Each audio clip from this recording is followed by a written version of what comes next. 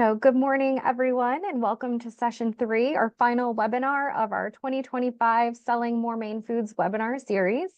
This year's webinar series theme is Package for Success, Mastering Food Labeling, Packaging, and Design. And this morning's webinar, we will specifically be focusing on bringing your brand to life, communicating who you are, and elevating your brand through discovery, strategy, and design. Thank you for joining us. My name is Christine Cummings, and I'll be doing this morning's introductions. In this series, we have explored legal labeling requirements, actionable insights to protect your brand, how to build consumer trust, and today we're jumping into the world of consumer packaging design and how a strategic foundation can be game-changing for your brand. We'll learn thoughtful strategy, how it can translate into a successful packaging design by differentiating from competitors, connecting with your audience, and increasing your product's marketability. The session is being recorded and will be posted online. And we would like to take a moment and recognize the series sponsors, Real Maine.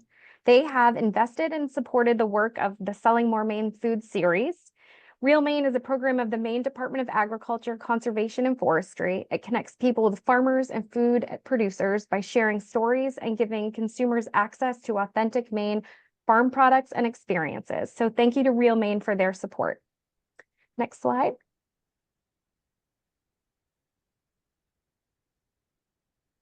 Selling More Maine Foods is an information and education series for value-add food and beverage producers in Maine.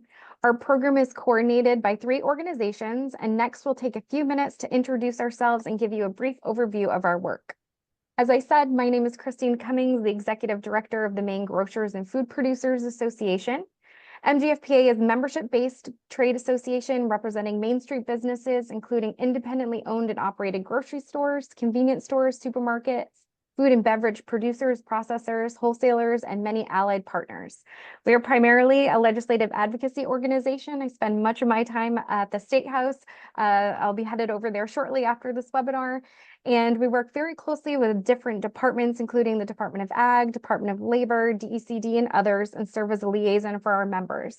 And so we are a community dedicated to the prosperity of Maine's grocery and food producer industries through the excellence in advocacy, networking, and education. If at any point we can ever be of assistance, please certainly reach out. Next, I'll hand it off to our partner, Naomi with Maine Center for Entrepreneurs. Thanks, Christine. Hi, I'm Naomi Neville from Maine Center for Entrepreneurs. It's a nonprofit organization established in 1997 to empower and enable Maine's entrepreneurs. In addition to our popular Top Gun program for startup businesses, we run 2 food accelerator programs, Cultivator and Market Share, which are specifically designed for established food, beverage, and aquaculture companies looking to scale up, and also more mature food companies who are ready to expand regionally and nationally. In partnership with Focus Maine, our food accelerator programs provide Maine food and beverage producers with mentoring and consulting by industry experts, one of which is part of our Selling More Maine Foods team here, Kim Kohler. Thank you for all your work with us and with Selling More Maine Foods. We also provide learning workshops and webinars, access to technical assistance and resources and funding, as well as market data, all to help strengthen and grow their businesses. And I'm going to hand it to Bill. Good morning. I'm Bill Soretta, Executive Director of Fork Food Lab in South Portland. Fork is a food business incubator and shared manufacturing and processing facility. For the past 7 years, we have been pretty much focused on being a shared kitchen for over 200 startups in greater Portland and southern Maine. Our new emphasis, or additional emphasis in our new building at 95 Darling Avenue is adding 12,500 square feet to our existing 17,000 square feet of production space that is focusing on scaling up both small businesses in their production as well as supporting area farms in adding value to some of their products that they grow. This is a new venture for us, being funded by USDA, which is expected to be fully online by this summer. And we invite all of you who are interested to contact us and take a tour of our facility. Thank you. Now I will turn it over to Christine. Awesome. Thank you, Naomi and Bill. And this is our third webinar of the series. Just want to thank you both again. And it's been a wonderful experience. And we look forward to selling more Maine foods of 2026. As you all have noticed, everyone is muted, and so we won't hear each other's background noise throughout the webinar. We will have a question and answer period at the conclusion of the presentation, and so we will work to manage the questions as they arise, if they've been answered or if they can be consolidated. To ask a question at any point during the presentation, simply move your mouse towards the bottom of the screen, and within the black bar, there is a Q&A icon, and you can simply type your question in the box and click send. All right, next slide. Great. Well, we'll move closer to this morning's main event. We have Sara Rosario-Gray, the creative director, and Ashton Bean, director of accounts, both with Pulp+Wire. Sara brings 15 years of experience at Pulp+Wire, working creatively across multiple disciplines with a focus on CPG branding, packaging, and web design.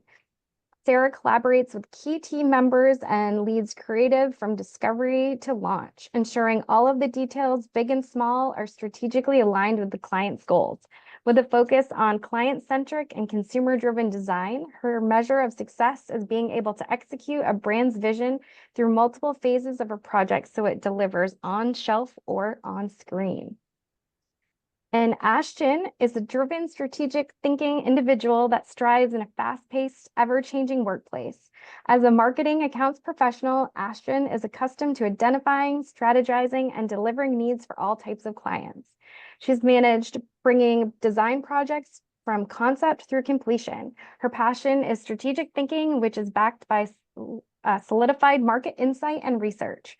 In addition to her role as marketing account professional, she has managed food and customer service businesses. This combination of experience allows Ashton to bridge the gap from agency to end consumer. And we're so thrilled to have both of you with us this morning. So thank you again. Welcome everyone to our Selling More Maine's webinar series. And next we'll turn it over to this morning's guest speakers.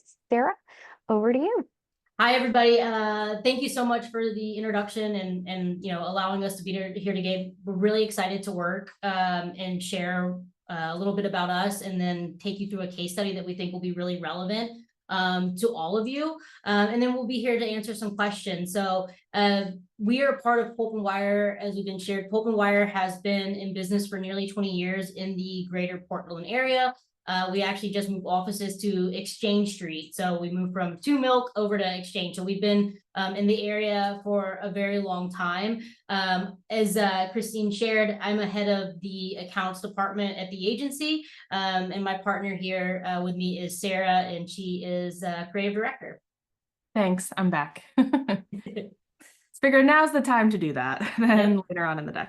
So as mentioned, just a little bit for who we are, so you can read through this after the call, but female founded, really proud of that, and are also just, again, that client-centric focus, and really focused in on that strategic approach for our various different types of clients and different projects. We do focus on CPG, so a space that's really familiar to us. As part of that, we focus on building brands with purpose, really taking that strategic approach. Also, really inspired by brands that are better for you. We have a soft spot for Maine brands. We love working with Maine brands. So excited to walk you through some of our approach of really starting to lay the groundwork for building your brand thoughtfully and strategically. So for today, the areas we're covering are 3 steps. Step 1 is really important. It's the Q&A discovery. This is really a lot of information that you already know. It's just a matter of framing up the questions in a way that can help support and guide your big picture. So step 2 will be our positioning and brand pyramid, which is looking at your brand's big picture, which will apply our discovery insights and help inform our brand story, which that middle piece then really supports our step 3, which is the creative execution. So before we get to the creative, these first 2 steps are really important, and these help ensure that the creative that we're building helps communicate and builds your brand to your audience in particular, and pulls in all those insights from step 1 and step 2. So through this, it's really a matter of focusing on how we can bring your brand story to life through brand and packaging. It's more than just the creative look and feel of on pack. It's making sure that there's that strategic approach that's behind it as well. And for this approach, we find it's helpful to have a reference to look at as we go through this. So we're going to be using a case study, which is a brand we recently rebranded. They're actually going to be launching in just a couple of weeks at Expo West coming up, and the new website is launching in a couple of weeks. So it's perfect timing for us to be walking through this. We've just kind of wrapped up our project with them. So we're going to use this as a case study to walk through those 3 steps of discovery, the positioning, and the creative. So we're going to use this. We've pulled in real life client responses, so we'll walk through those. We've pulled in the chosen approved creative directions as well as some visioning, so you can really see how everything comes together and those important nuggets that are really woven through all 3 steps. And for EVs, just a little bit about who they are. They're a pecan company. They're Texas-based, so thought they could also be a good reference point, just where Texas has that kind of cachet. There's a foodie element to Texas, similar to Maine. There's kind of this expectation that people have when you think of some of these like roots that are part of a company, and how do we convey that on pack in a unique and differentiated way. They're also founder driven. So Evie is the founder of the company. She's a really big part of their story. So we've worked in ways to work that into the creative approach for them and their brand story. And then they're also just snackable pecans. They have a less sugar, very health forward, and really going after the nut space, not just pecans. So a little bit about who they are, and we'll dive in deeper into the approach for those 3 steps for them throughout this deck. And then you'll see their new packaging at the very end to see how we kind of worked everything in from our beginning initial brand building blocks. Great, and I'll now take us through the Q&A discovery. So before we dive into this too deeply, I do want to preface it by saying that some of these questions, you're going to say, Ashton, Sarah, like, duh, we know this. But what we have found with working through our clients over all these years is that really they come to us in a way in which they have all these wonderful nuggets about their brand that is so important that they need to communicate to their consumers. However, sometimes too much information is too much to share out. So what this process does going through it, which again, you probably have all the answers in your back pocket, is allow you to actually sit down, put out the answers, and then see what that output looks like in our brand pyramid that Sarah mentioned, and then eventually that creative. So I am going to go pretty high level over these slides just to articulate the key points about these questions. And then the final thing I'll share is if you are going to be going to like an agency or a freelancer to work on like your design, like these are the types of questions that we've directly asked our clients, and we ask them every day. So it could also serve you as like a worksheet to help you support yourself in redesigning or new packaging or whatever it is. So really it's like backing up and asking that question of who are you? So understanding your brand, and then understand, obviously you know who you are, but then how do you want to show up? What is the #1 most important communication to have your consumers purchase your product? So first up, we want to make sure that again, we're clearly defining a consistent message throughout all the touch points that we have. So in this section, we're going to introduce a key set of questions that I mentioned that you can use as a worksheet that will help you walk through understanding those items. And the way that we've positioned these questions are through the 4 C's of marketing, which I'm sure you're all very familiar with. But it's designed to really help capture the insights about your brand, beliefs, benefits, and ideas. A little bit more about the 4 C's that you can reference is really your consumer, the culture that we live in, competition, and company. And the way that I think about these is like your consumer is like, they're your fan club, right? Like we know who they are, that's who we're speaking to, and we want to speak their language. For the culture, are you going to be the next Stanley Cup? So we know that many things influence what consumer choices are, from social media to news to trends, whatever has you. So what is that environment? What does it look like for you and your brand? Competition, who do you need to watch out for? And then finally, company, what makes you you and what is unique to you?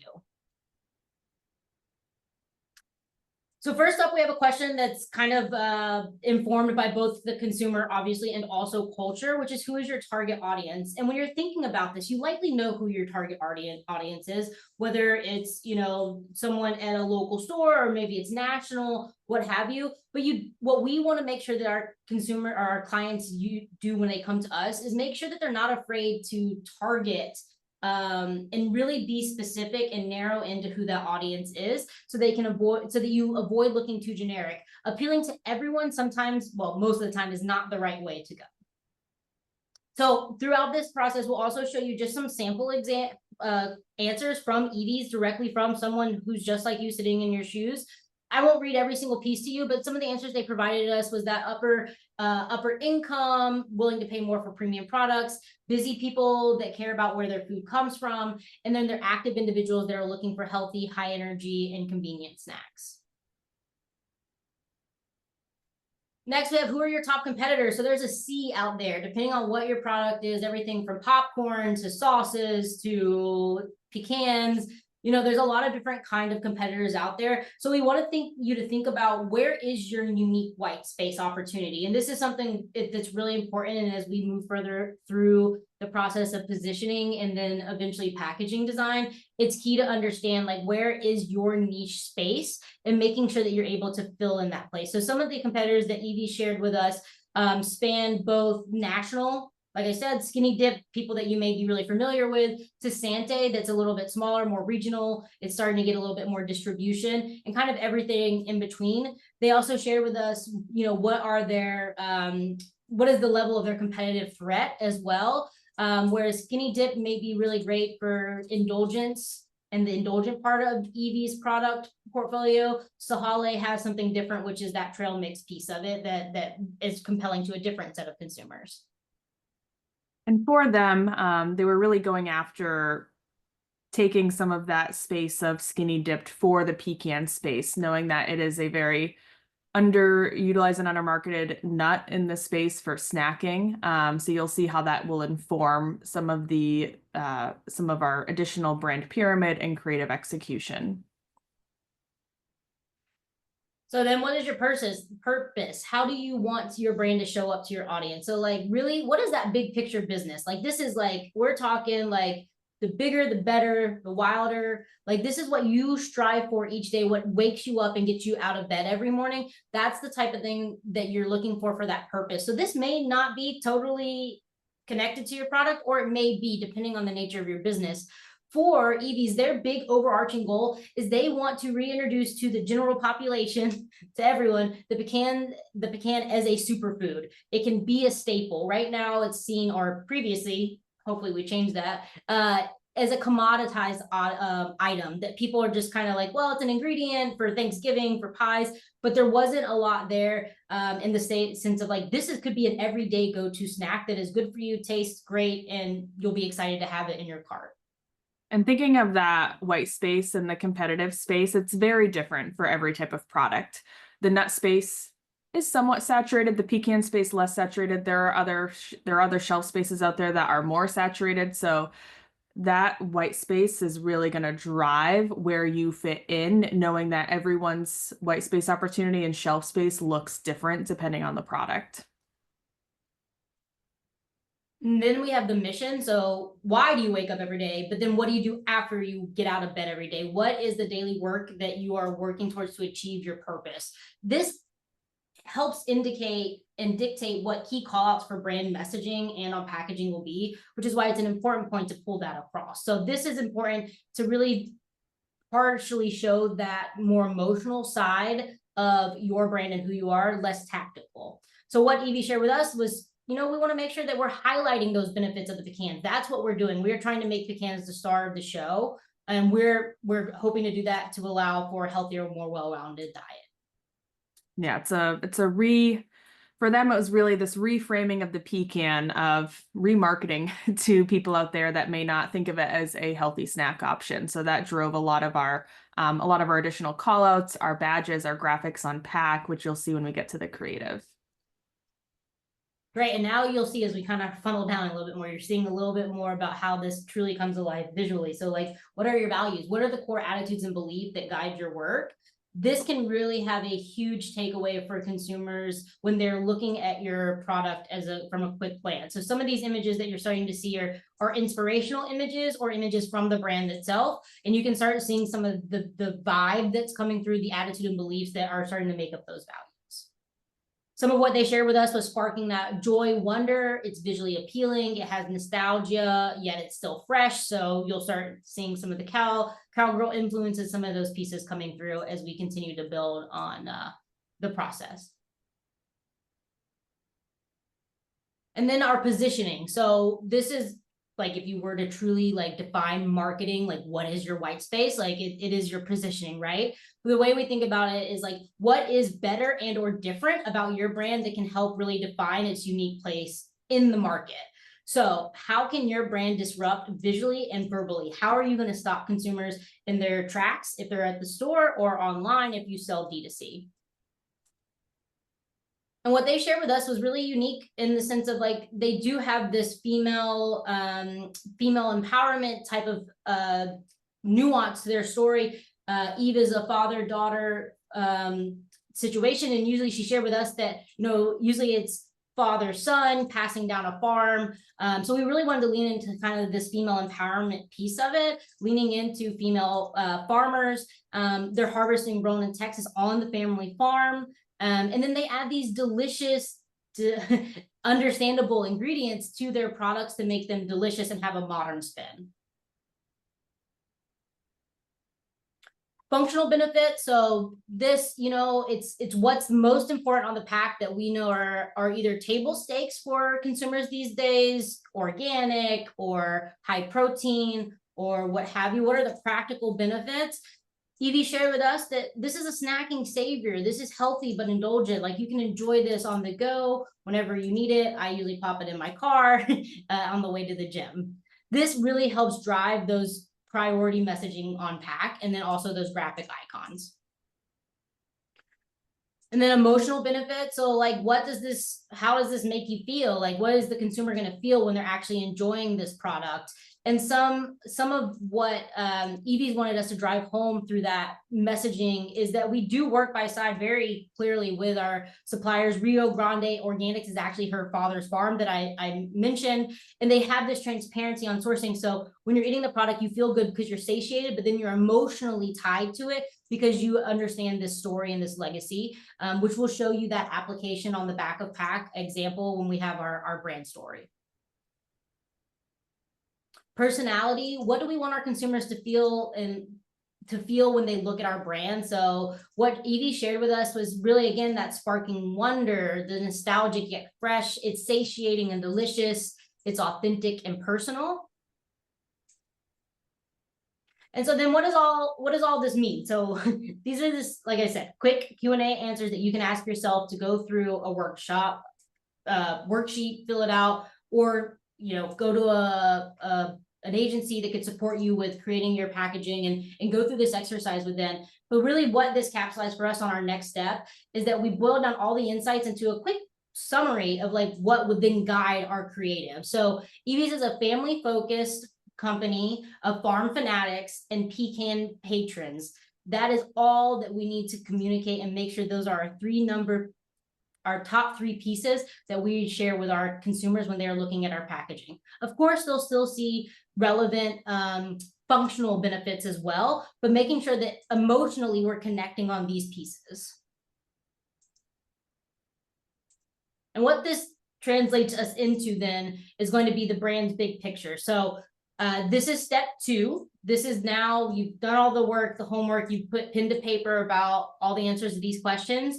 And now we want to provide to you kind of a fill in the blank sort of answer for you. So what this is we use our brand pyramid to distill the principles of a corporate identity into a map that can then be referenced and pointed back to through the creative.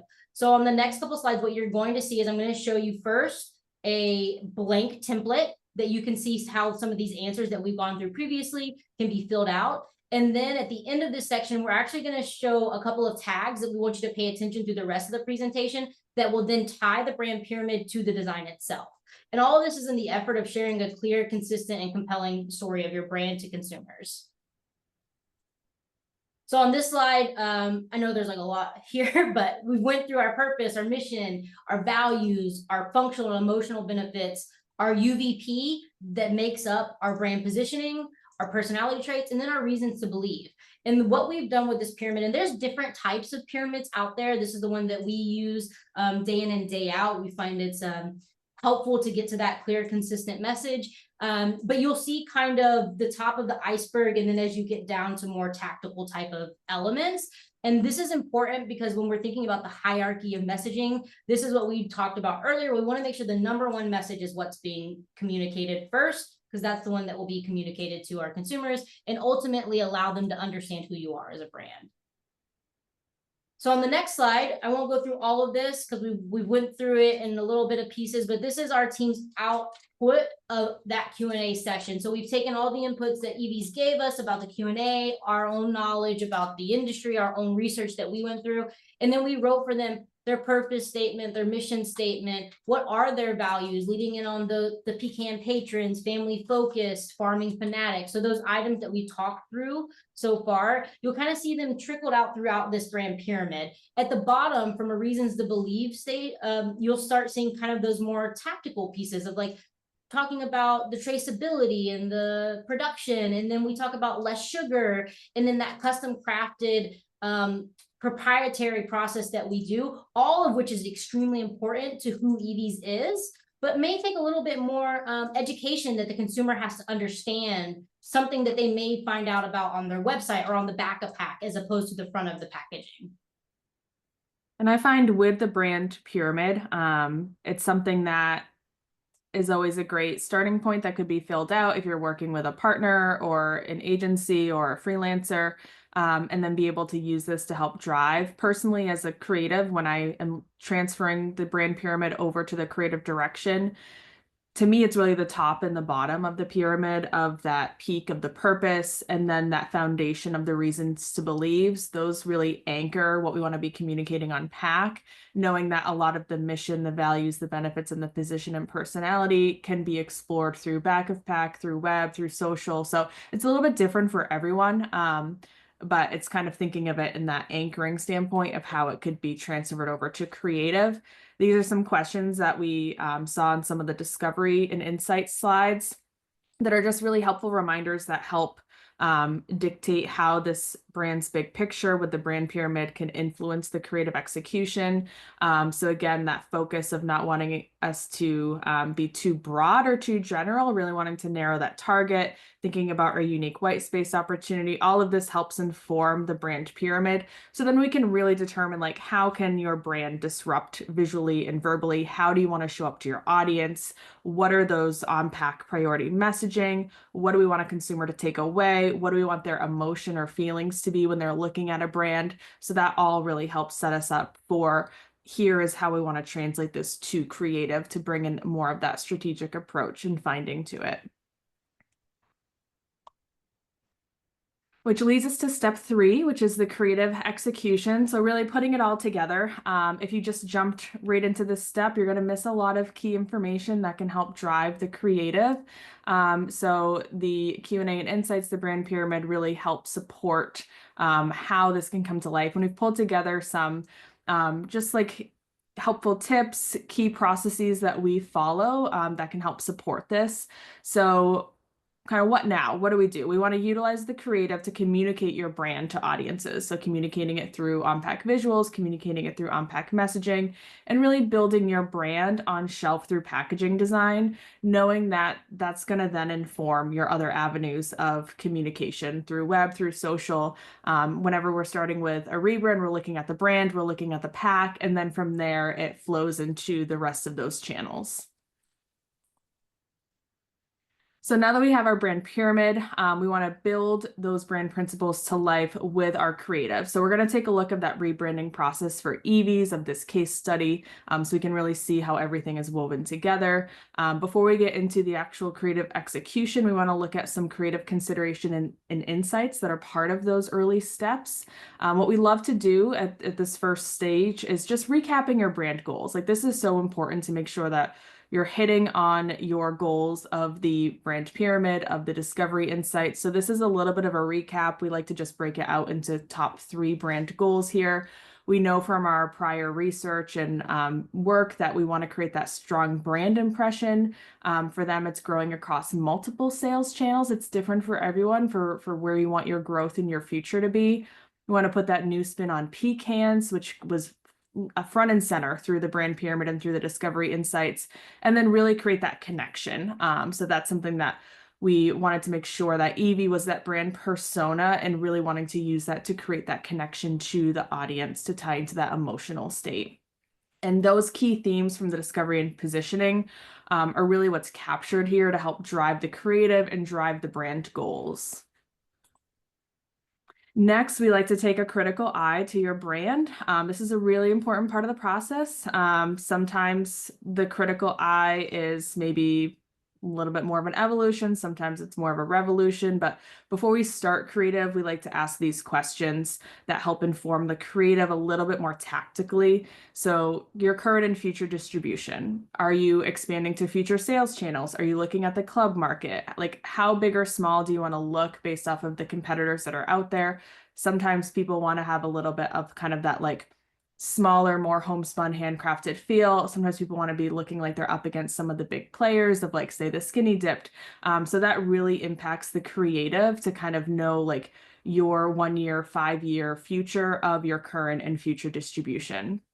Brand equity is really important. If you have a current established brand, how much of your current brand equity is important or recognizable to consumers? Sometimes it's not as important. Sometimes it's more important. It's a very kind of personal question that's catered again to who you are, what your current distribution looks like, what your current awareness looks like, and then what your future looks like.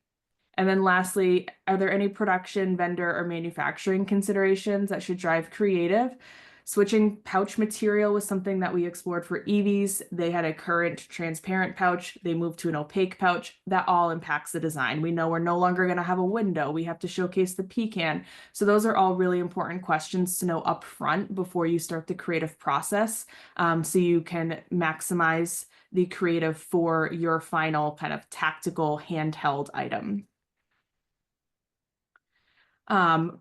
From looking at, so once we've asked those questions, we want to take a look at who you are as a brand in the world. How are people seeing you? Look at yourself with the outside lens.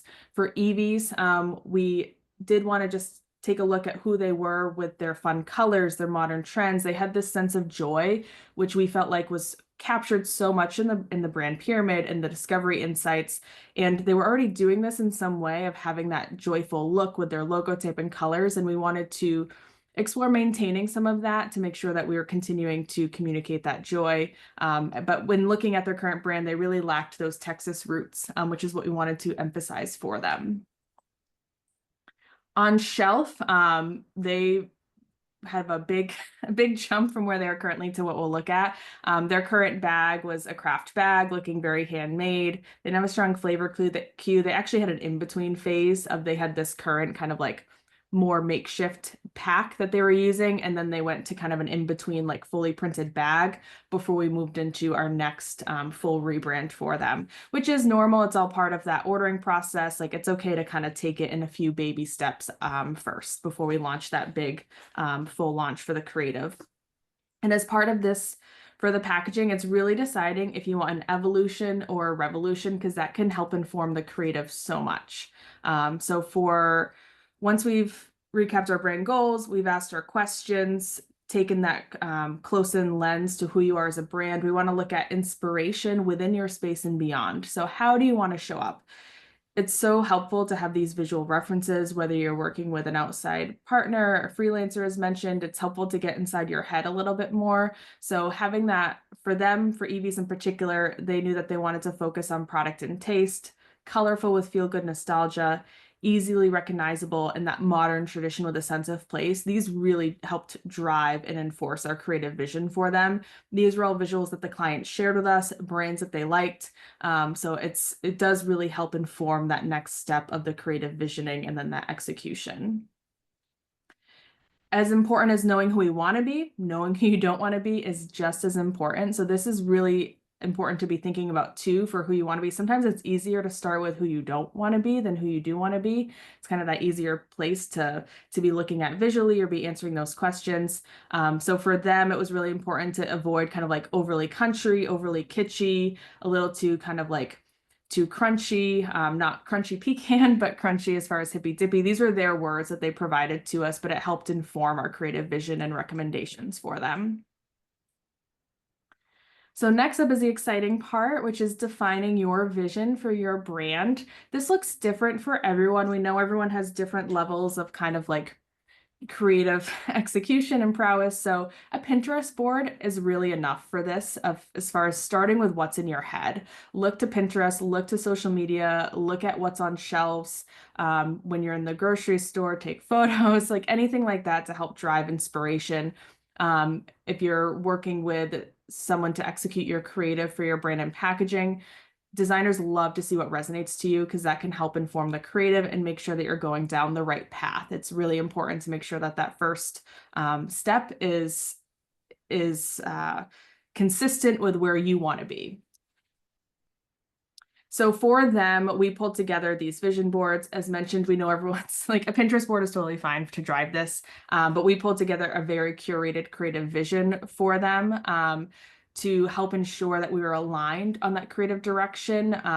The goal of these is to capture the feeling or vibe that you're after. What will be memorable and sticky? These are really the two most important things. It doesn't matter what it looks like for what you're pulling together, but just wanting to kind of capture that vibe. Like, where do you want to be from that memorability? It's your brand. You want to feel proud of it. You want to feel excited by it. So making sure that your voice and vision is a part of that. One way we find it helpful to break this down is breaking it down by typography, by color, by illustration, by brand elements, and photography. Those really make up what is on the front of pack. So we've broken it down by those different segments to help inform some of this creative visioning for EVs that helped drive the creative, the final creative that we went with. We actually did 2 visions for them. Sometimes you may not know the direction you want to go in, like until you get a little bit further down the creative road. So it's okay to start with like a slightly wider net at that beginning for the creative vision, knowing that it's always going to look different depending on how it's executed on pack. So again, just wanting to capture that feeling or vibe. And this is just an example of how he broke down this direction by typography, color, illustration, and brand elements. You'll notice a couple of key takeaways are these Texas-inspired colors and elements. So again, there's a lot of continued themes that we saw in the Q&A and the brand pyramid of wanting to push the Texas roots, wanting to push Evie as that persona, and really capturing that joy. So those were our main creative theme takeaways from these visions that then helped inform the creative, which will give you a peek for how everything came to life from an execution standpoint. So this was for their brand identity. We saw this as a little bit more of an evolution. We loved the playfulness of their logo. It had a lot of joy to it. So we wanted to maintain some script for them, but make it feel a little bit more personable. And in doing so, we also wanted to remove some of the vagueness. They're a pecan company. Pecans are snacks, but we wanted to really focus in on pecan as that hero for them. So as part of that, we brought in the Texas pecans as that tagline versus snacks. Like, again, don't be afraid to be very targeted with what you're saying. We wanted to maintain that authenticity. The little star is a nod to Texas. The custom fonts speak to that farm and craft process. So again, these are really the purpose, our mission, our reasons to believe are starting to see how those are translated visually. Our packaging for them took a little bit more of a revolution.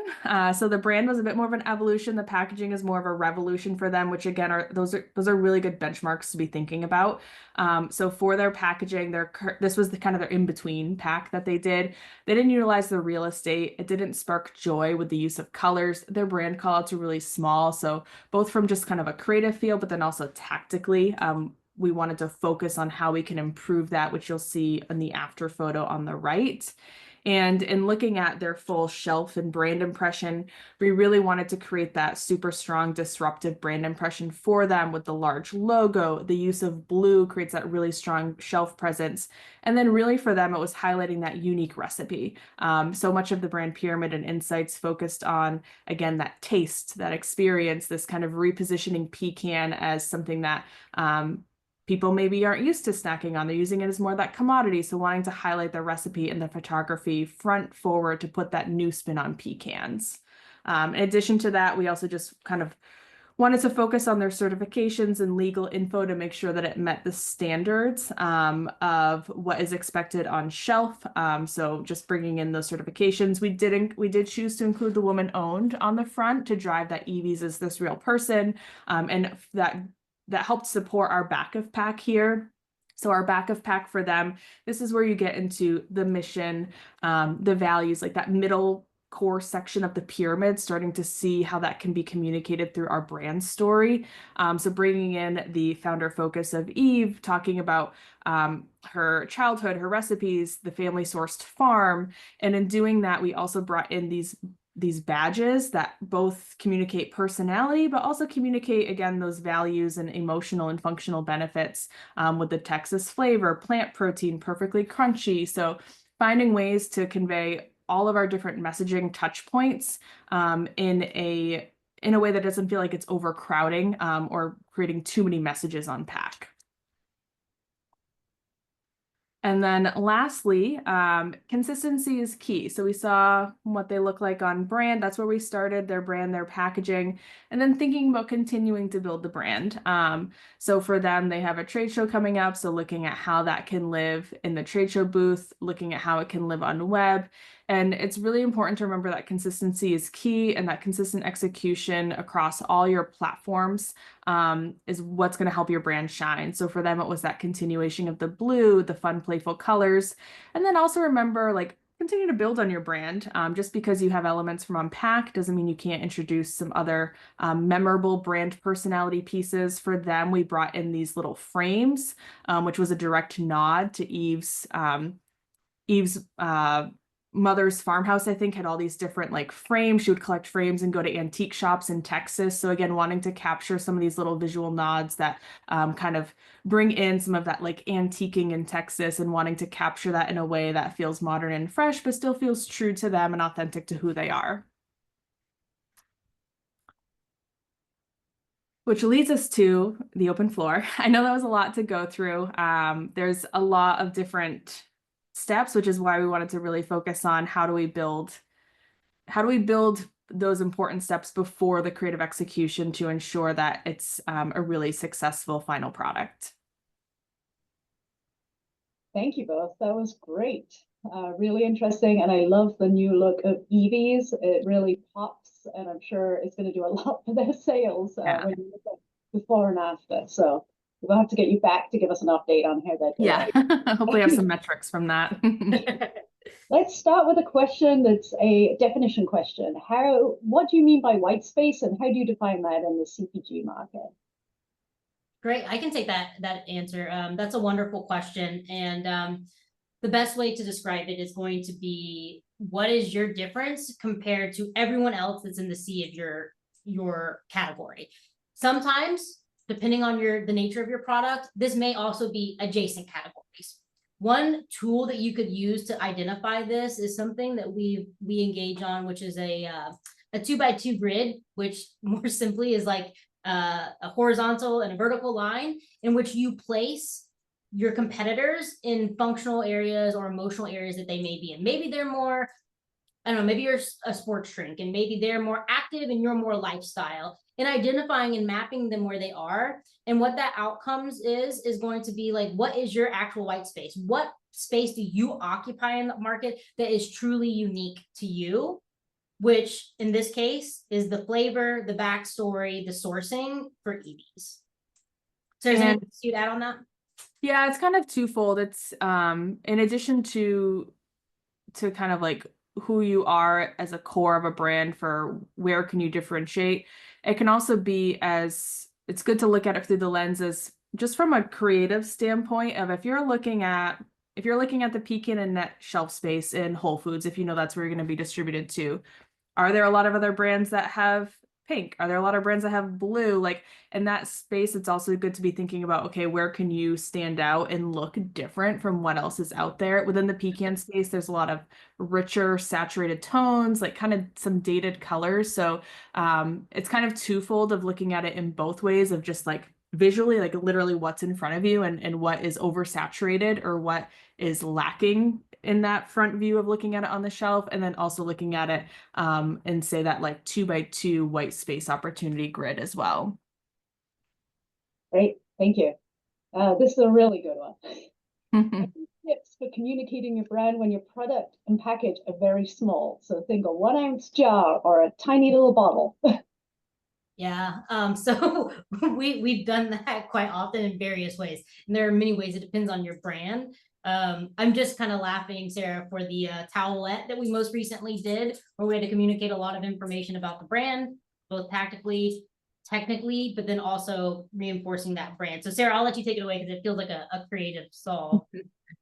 Yeah, it's definitely narrowing that focus. So we talked about we want to cater and narrow that focus. We don't want to be too broad. So when it is that smaller pack, it's narrowing it down even further to what is the most important thing that we want to be communicating on pack for that purpose or for those reasons to believe, knowing that additional information, say, could live on, maybe there's a shelf talker opportunity, maybe there's a point of sale display it can sit in. That's also something we love to look at, is if something is smaller, if there is that point of sale opportunity, especially if you're working with local retailers, people where they want to be promoting your brand, to work with them to think of how could you be placing that smaller package item, either accompanying that shelf talker, accompanying that point of sale display.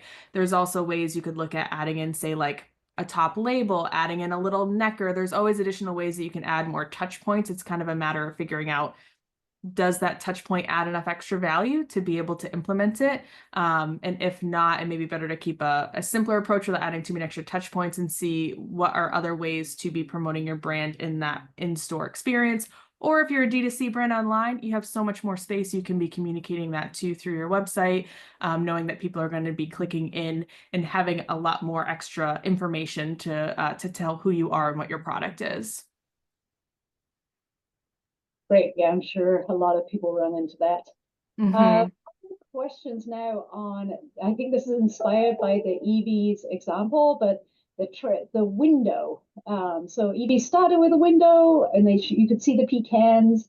We've got one question asking, they know that it cuts down the real estate to have the window. There's actually a link from Kay in there. You might want to click into that link to see her specific question, or we might want to take that one offline. But she's asking your opinions on getting rid of the transparency window or the window into her food. And then someone else is asking, what are the motivations for not showing the product through the window if the product is of high quality? So I can take that to start with. So this is another one where it's a bit twofold. So for them in particular, light is not their friend for their pecans. They need a really strong barrier to keep their pecans fresh. When they came to us, they were distributing more locally, smaller. So the kind of makeshift craft bag with the window worked for them as they look to distributing to larger retailers and need that longer shelf life for that shelf stability. The opaque bag provided them a barrier. It provided a longer lasting product. It helped keep the quality of the product as optimal as it can be, knowing that that's really the most important thing of when someone buys it and eats it, that they're getting like the true form of what that product should taste and what that texture should be. So for them, there was a very large functional piece to it of why they wanted to move to a fully opaque bag versus the window. There's also some creative considerations.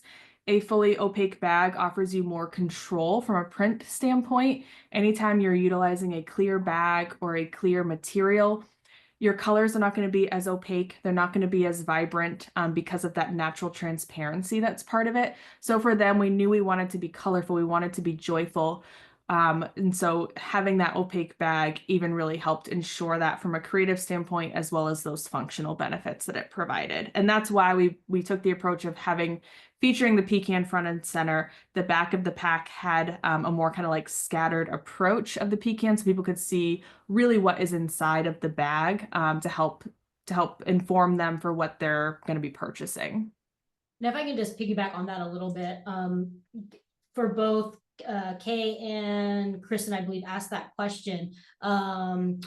There is opportunity depending on your bag, your substrate, your product, all the things that Sarah mentioned, all the variables. There is potentially an opportunity to move that window to the back as well. So that's something else we talked to actively with a client, where yes, we want beautiful imagery on the front to really drive that for all the other reasons, and then also on the back of pack you can have the opportunity to have that window. In Evie's particular case, that is not the situation based on the substrate of the packaging that they have itself. But there are many options that you can utilize a window, but maybe in a different place than on the front of pack. And if you look at the nut aisle, thinking of that white space, it's very common to have that fully opaque bag for the nut aisle too. So that's another consideration, is looking at your top competitors. If they have a window, then maybe it's a better choice to keep a window so people can compare your taste and texture quality if there are no functional reasons for moving away from it. Yeah, I think I totally like what Ashton says. Like, there's, you could keep the real estate for the really powerful messaging on the front, and then maybe you have your little cutouts at the back so people could still see the quality if it's not a quality concern. Yep. Yeah. A great question here from Wendy. So if you launch a new product line within the same brand, how much of the pyramid should you carry forward? How much stays with it if it's a new product line within the same brand, and how much do you reinvent? That is a great nuanced question, Wendy. So for Evie's in particular has one product line. They're Evie's pecans. They potentially in the future could innovate out of the category, but for the future, we're staying with pecans, right?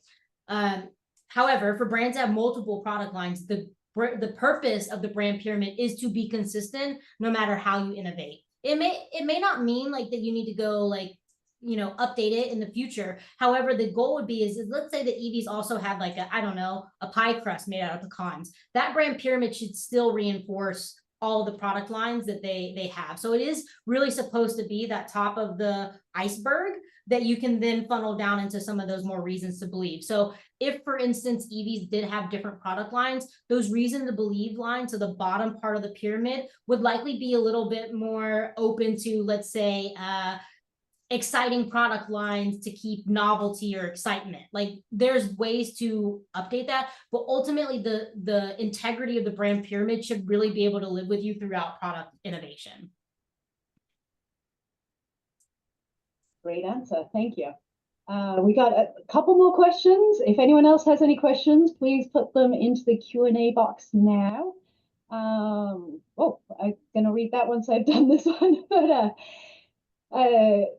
how does an agency like yours determine the costs associated with a brand like redoing the rebrand of Evie's? And I know that this is going to be a very complicated one to just give a straight answer on. So so first of all, thank you for the question. We'd love to just talk to you. So on the next slide, Sarah has our email addresses. Like, please reach out to us. Like, we're happy to talk. We the gamut in which Pulp+Wire spans from like founder-owned, like incubator startup to multinational brands and everything in between. That is kind of our sweet spot. We really believe that, like, part of our size is we're nimble so that we can really hear you. We want to hear what your problems are, and then we want to come back with a solution for you. So our pricing is not like a cookie cutter, like formulaic type of way. Like, we want to talk to you. We want to hear like what you have, what is your budget, tell us all the things you need, and then we can craft an approach for you that will help you get to your goal. So I know that's maybe like a little bit of a non-answer, but really we'd just love to have the opportunity to talk to you, and then we can determine what the right budget is for working together. And that's where going through some of that Q&A and the discovery and insights is a good step to take before you even reach out to someone. So then that way, that can help inform what your goals are. You know how far you may want to push it. So even just going through and like looking at some of these questions through that lens can help inform like, okay, do you need a larger revolutionary rebrand, or is it more of an evolution and focusing on one specific product, or maybe focusing on expanding to club pack? So it can really depend on what your current future looks like. And a lot of these upfront questions can help support that. Fantastic, thank you. And then there's a message from Kimchi Kitchen, which I'm going to respond to, but they were asking, they want more feedback on marketing and retail steps to get into retail and wholesaler. I would recommend working with the Food Accelerator program. We are, Maine Center for Entrepreneurs is only working with Maine companies right now, but there are other programs around. I'm going to send you some information on one that I know of in New Hampshire, so I'll do that offline. So Great. any Food Accelerator program will be good. And I have one question, like how do you know when you need to do this? Like, is there a set timing? Do people have, you know, like every 5 years I should sit down and just make sure I'm relevant? Like, is there any triggers you could think of? Yeah, so I can jump in first. I would say it is a complex answer. It's a complex question because there's a lot of environmental factors, right? It's like the state of the economy. Like every time things shift, you don't necessarily mean you need to rebrand. But is there takeaways that you have for your brand from a culture? Again, going back to those 4C, from the culture, from the consumer, from you. Sorry, I'm forgetting the fourth one. It's company and competition. I haven't had enough coffee yet. But yeah, so going through those pieces, and are there levers that have changed through those pieces that need to be addressed for your packaging? I would say a more numerical stand though is usually every 5 years. We see 4 to 5 years is really when people are more in like the desperate need of a rebrand, as opposed to like maybe the 3 years when you start thinking about like, what could I optimize? And this may be based on your growth and acceleration. Like Sarah said, there may be technical considerations around you need a different packaging for different distributors, but I would say between 3 to 5 years is a pretty good amount of time. And so much of that rebrand process are those in between steps. Not everything happens in this like major way. For them it did, because of just with the nature of when they were launching. They had a trade show, which was help driving that for a lot of people. If they are showcasing at a trade show, that can be a helpful way to kind of be like, this is the date that I want to have this by, so that way it's on a moving date. And then in thinking of it, it's also there are a lot of like evolutions to that brand rebrand. It doesn't always have to happen in that large step. It can happen in a more smaller stepped approach as well, which is totally fine if you look at brands who have rebranded successfully. Like in many scenarios, they have had some of those, like every little rebrand has helped get them to where they are now. Even with Rind, which we have as an example here, we did a packaging launch for them. They were an entirely new company, an entirely new brand. And then after maybe, I can't remember the amount of time, but maybe after like 3 or 4 years, we did some optimizations to it based off of consumer results, insights. They had some new products that were coming out. So that felt like a natural time for us to not really do a rebrand, but just some optimizations to them. So it doesn't always have to be that super large shift either. Great, thank you. Lauren had a quick question about local packaging companies that you work with for glass and aluminium. I feel like Christine and I could probably send over some resources to Lauren offline. So I'm going to pass it back to Christine. Thanks, Naomi. Yes, we'll follow up on some packaging company options for you, Lauren. And that does wrap the presentation and the webinar for this morning. Ashton and Sarah, thank you so much. We are incredibly appreciative for all of the work that you put into pulling this presentation together. And for folks who have signed on, we'll be sure to share the slides and any additional resources that have come up and referenced this morning, as well as a full recording for everyone to revisit. And many thanks were shared in the chat for the pyramid, and so we'll be sure to include that as well. So thanks, everyone. Have a great day, and